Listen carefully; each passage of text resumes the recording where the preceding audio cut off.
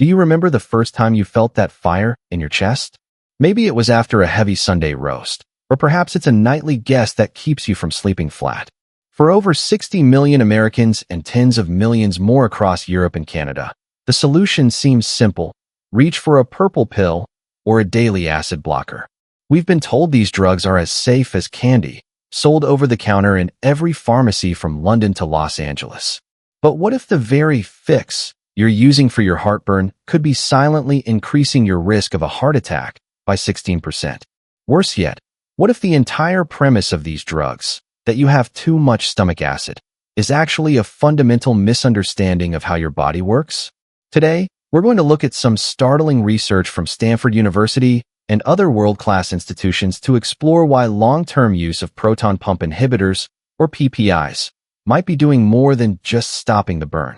They might be unraveling your kidney health, weakening your bones, and leaving your heart vulnerable. Most of us grew up believing that heartburn is caused by a volcano of excess acid splashing up. It makes sense on the surface. It burns, so there must be too much of it. However, for many people, especially as we age, the reality is the exact opposite. As we get older, our bodies naturally produce less stomach acid, a condition called hypochlorhydria.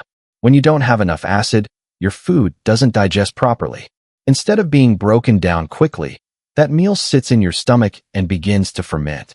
This creates gas and pressure that pushes against the trap door between your stomach and your throat, known as the lower esophageal sphincter. When that door is forced open by gas pressure, even a tiny amount of acid splashes up. You feel the burn, you take an acid blocker, and the burn goes away, but you haven't fixed the problem. You've just turned off the remaining acid your body was desperately trying to use, treating the symptom while worsening the cause. The cardiovascular connection is the part of the story that rarely makes it onto the evening news. A massive study by Stanford University researchers analyzed over 16 million clinical documents to find out if PPIs increase heart attack risk. The results were sobering. People using PPIs had a 16% higher risk of experiencing a heart attack, and in some long-term studies, users were twice as likely to die from cardiovascular events like strokes or cardiac arrest.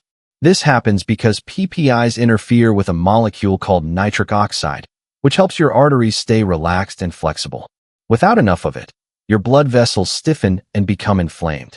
Furthermore, heartburn often mimics a heart attack.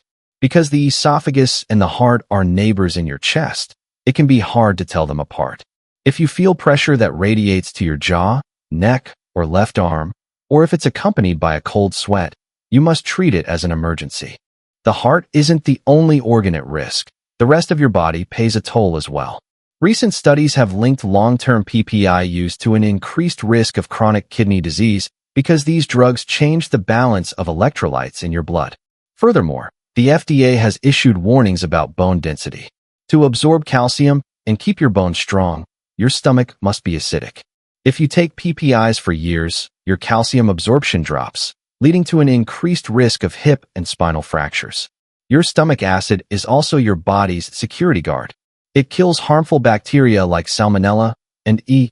coli before they can enter your system. Without that acid, the door is left wide open, making PPI users significantly more likely to suffer from severe gut infections and even pneumonia.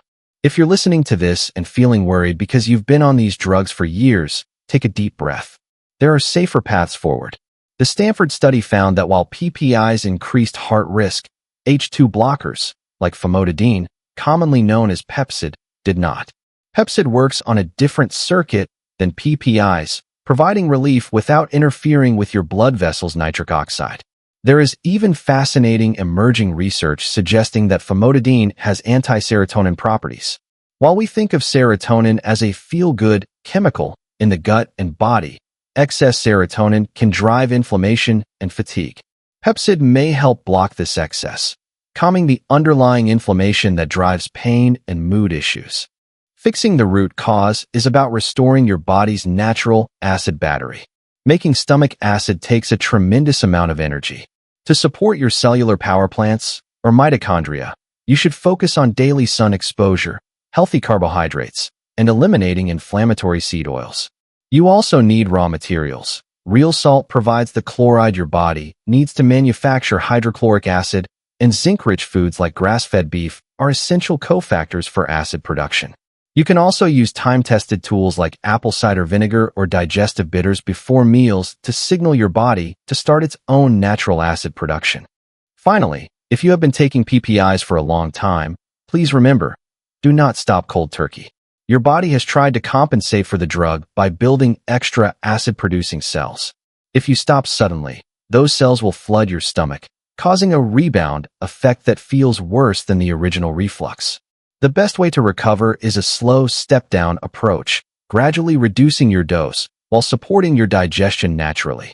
It can take several months or even up to 2 years for your digestive function to normalize fully, but the rewards, stronger bones, better energy, and a healthier heart, are worth the journey. Your health is a gift. Let's look past the quick fixes and start addressing the root cause. Now, I want to hear from you. Have you noticed these side effects after taking heartburn medication, or have you successfully transitioned to a more natural approach? Please share your story in the comments below. Your experience could be the exact inspiration someone else needs to take charge of their health. If you found this information eye-opening, hit that like button and subscribe to our channel so you never miss a deep dive into the root causes of your health. And most importantly, if you have a friend or family member who relies on these daily pills, please share this video with them today. Let's help our community move past the quick fix and start building a foundation for true, long-lasting wellness. Thank you for watching, and I'll see you in the next video.